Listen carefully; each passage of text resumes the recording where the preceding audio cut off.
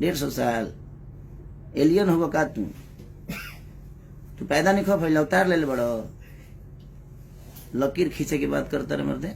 कौन सा लकीर है आपका? अच्छे आवाज के अलावा कोई लकीर है आपके पास? क्या सीखेंगे हम आपसे, वो बता दीजिए।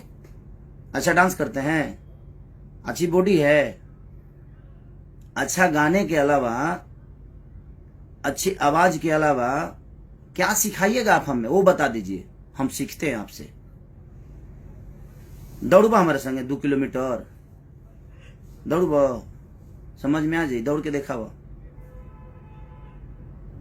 स्टेज प्रोग्राम के बाद बा आधा किलोमीटर दूरी पर गाई 4 घंटा गई बो ना गा पैबो।